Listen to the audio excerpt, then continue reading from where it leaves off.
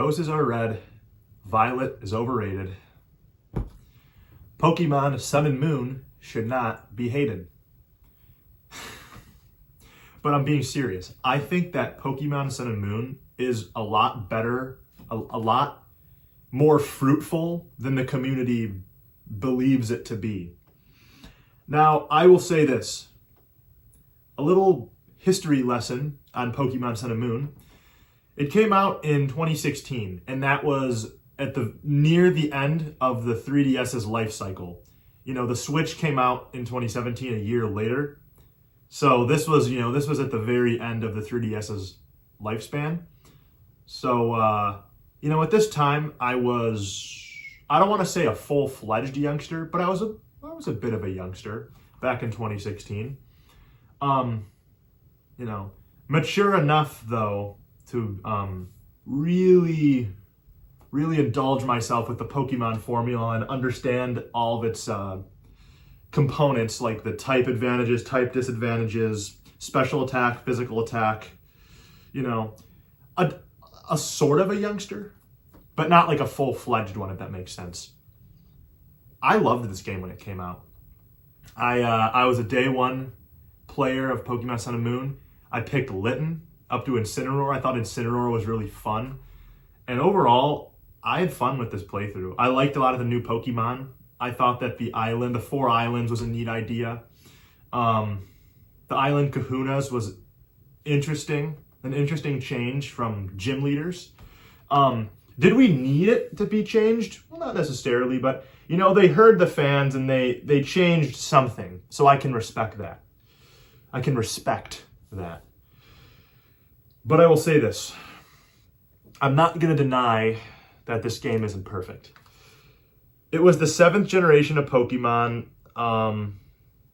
So the gameplay loop that we all knew and loved was starting to get a little bit stale. This is the 7th time in a row and we've done kind of the same thing. They did change the gym leaders to Island Kahunas a little bit different. You have to go on a little mission and then fight a big totem Pokemon, which is like the leader of said group. That's an interesting change, and I will not deny that. One of my big things is the generation before, 6, which was X and Y. Mega Evolutions were easily the coolest thing for that entire generation, and I understand you can't do it forever. But it did kind of hurt my soul to know that they weren't making any more Mega Evolutions and we were just instead getting Z moves.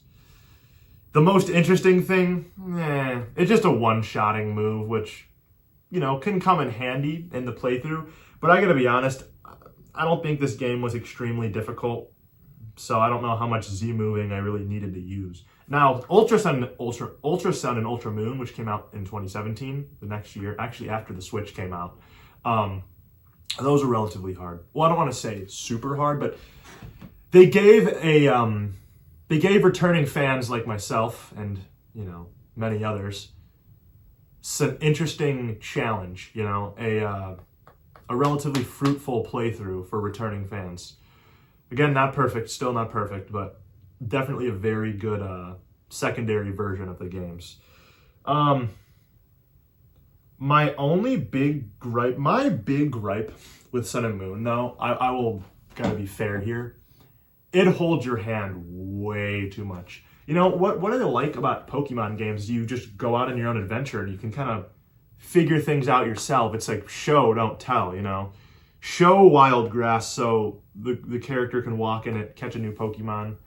I know in old games they do show you some tutorials like, here's how to catch Pokemon. That's fine with me. But after that, I think it's like, you got to stop holding our hands so much. I think it's important for new fans to figure some of these things out for themselves. A little bit of hand-holding is okay, but it depends on how far we're talking. Sun and Moon holds your hand very, very bad. Like, there's so much dialogue, there's so many cutscenes, and is it the most fruitful story? It's an interesting story. I think there's some cool stuff going on. I like the Island Kahuna stuff. I like the evil team. I like this, and that. It's relatively interesting. But Pokemon is a franchise that is very heavily focused on gameplay over narrative. I don't think I really don't know who would play a Pokemon game for its story. Now, there's one exception to that being Black and White, and those are my favorite Pokemon games, without a doubt. One of my favorite games of all time. That's different because they made a narrative that was genuinely compelling. I'm still playing it to play Pokemon, but it's very nice that if you actually wanted a relatively well-made, semi-intriguing story, well, Black and White honestly delivers on that front too. I actually learned a lesson after playing Black and White, which is a first for Pokemon. Like, I learned a lesson from Pokemon, which is definitely a first. So those games are probably just always going to be my favorite. It's really hard to top Black and White, in my opinion. There are some close seconds. I really like Platinum. I really like Emerald. And I do like Sun and Moon. And I like Legends Arceus. Like, there's a handful of other Pokemon games I think are, I really like as well. Oh yeah, and Omega Ruby Alpha Sapphire is also excellent. But nothing's ever topped Black and White for me. Well, and Black and White 2 as well, Nothing's ever really topped that to me. It's just a really, really well-made, excellent game. But enough about Black and White. I forgot I'm supposed to talk about Sun and Moon. A very small Pokedex, one of the smallest Pokedex they've ever given us. I think there's another problem I have with the starters is that they try to make them too masculine or too feminine. One thing that I think is important about these games is like inclusivity. Like, anyone can play Pokemon, anyone can be a Pokemon trainer. And it's like, I don't like them making a starter like too overly masculine or feminine. I just make a design that's cool, that really anyone can enjoy regardless of what kind of person you are, who you are. Anyone can really enjoy that design. I love Incineroar, and I think Incineroar is amazing. And I know I'm contradicting myself here. Incineroar is super funny, super macho, big cat.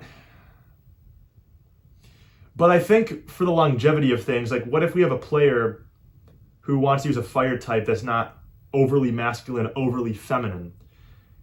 Now, this might not make too much sense, so, to the viewer, I apologize. But let me go back to like an older generation. Let's say Generation 4. They're just kind of cool animals that look menacing or fun. They really, any kind of Pokemon fan could really enjoy that design. Whereas I think in Gen 7, Decidueye is pretty neutral. I think any fan could really enjoy Decidueye for a plethora of reasons. I think Decidueye looks cool. Some people might think he looks mysterious or cool or this and that. So a yield of different fans could really enjoy it. But for example, Popplio's evolution, the only way you could like Primarina's design is if you're looking to use a Pokemon that's like an overly, I'm going to say more feminine design. And if you like Primarina, I'm glad. I'm glad you do. Water Fairy type's pretty interesting. Overall, Popplio's funny.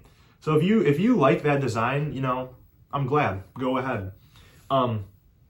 Same thing with Incineroar. I actually really like Incineroar. So if you don't like that design, though, I understand where you're coming from. I think it's important, there's going to have some more masculine, more feminine designs in Pokemon, but I think what we need to remember is,